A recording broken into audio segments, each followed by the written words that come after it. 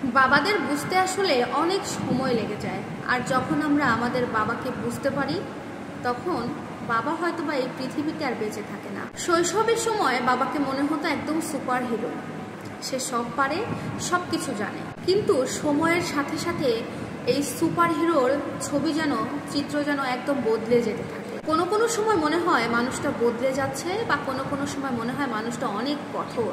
কখনো বা মনে হয় আসলে তিনি আমাদের কথা বুঝতেই চায় না। অথচ বয়স বাড়তে বাড়তে যখন জীবন আর বাস্তবতাকে আমরা বুঝতে পারি, বুঝতে শিখি, তখন বাবার প্রত্যেকটা কথা, প্রত্যেকটা পদক্ষেপ, প্রত্যেকটা শাসনের পেছনে লুকিয়ে থাকা ভালোবাসা আমরা বুঝতে শুরু করি। কিন্তু এই সময় এসে হয়তোবা বাবাকে বলার মতো সেই সুযোগ আর আমাদের হাতে থাকে না।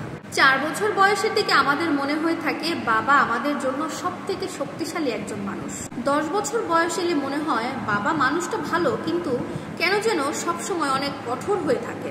আবার 16 বছর বয়সে গিয়ে মনে হয় বাবা তো কিছুই বোঝে না, সব কিছুতে শুধু বাবারা তখন নিয়ম আর নিয়ম টেনে দেয়। 20 বছর বয়সে আমরা এসে বুঝি বাবা সবকিছুতে এত কড়াকড়ি নিয়ম কেন চালু করে দেয়, কেন এত কড়াকড়ি আমাদের সাথে করে। আমি তো এখন নিজের জীবন নিজের মতো করে চালাতে চাই, তাহলে কেন আমাদের উপরে এখনো এত কড়া নিয়ম তার। কিন্তু 30 বছর বয়সের পর থেকে আমাদের সবার মধ্যে চিন্তা ভাবনার একটা পরিবর্তন চলে আসে। ঠিক 30 বছরের পরেই আমরা ভাবতে শুরু করি বাবা আমাদেরকে আসলে সঠিক পথে রাখার জন্যই এত নিয়ম, এত কড়াকড়ি, এত কঠোর, এত শাসনের পেছনে ভালোবাসা এগুলো থাকতো। 40 বছরে গিয়ে আমরা বুঝতে পারি বাবা আসলে আমাদের জন্য কত কিছু করেছেন, কত কষ্ট আমাদের জন্য তিনি সহ্য করেছেন। 50 বছর বয়সে আমাদের মনে হয় বাবা শুধু কঠোরই ছিলেন না, বাবা ছিলেন সবচাইতে দয়ালু একজন মানুষ, যে মানুষটাই একমাত্র সবসময় শুধুমাত্র আমাদের ভবিষ্যৎ নিয়েই ভেবে গেছেন।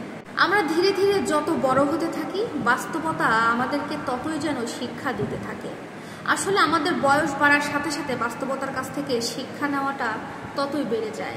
আমাদের বয়স বাড়ার সাথে সাথে আমরা বুঝতে পারি বাবার শাসনের পেছনে সমস্ত লুকিয়ে থাকা ভালোবাসাগুলো। কিন্তু সবচাইতে দুঃখের একটা বিষয় হচ্ছে যখন আমরা বাবাকে পুরোপুরিভাবে বুঝতে শিখি, বুঝতে পারি, সেই সময় গিয়ে আমরা আমাদের বাবাকে আর পাই না। সেই সময় আমাদের বাবারা হয়তোবা থাকে না, হয়তোবা পৃথিবী থেকে চলে যায়, কিংবা কোনোভাবে মারাত্মকভাবে অসুস্থ হয়ে বিছানাসজ্জা হয়ে থাকে। তাই আমি সবার কাছে রিকোয়েস্ট করব, যাদের বাবা এখনো বেঁচে আছে, সুস্থ আছে, সময় থাকতে বাবাকে ভালোবাসুন, বাবার কাজকর্মের জন্য কৃতজ্ঞতা প্রকাশ করুন তার প্রতি। আর যাদের বাবা বেঁচে নেই তারা আল্লাহর কাছে সর্বোচ্চ পরিমাণ দোয়া করুন যেন আল্লাহ তাদেরকে জান্নাতবাসী করেন। বাবা তিনি শুধুমাত্র মানুষ নয়, তিনি একটা অবিনশ্বর একটা অনুভূতি। বাবা মানুষটা এরকম যাকে আমরা বুঝতে বুঝতে বড় হয়ে যাই, বুড়ো হয়ে যাই, কিন্তু সেই মানুষটাকে আমরা তারপরেও পুরোপুরি বুঝে উঠতে পারি না।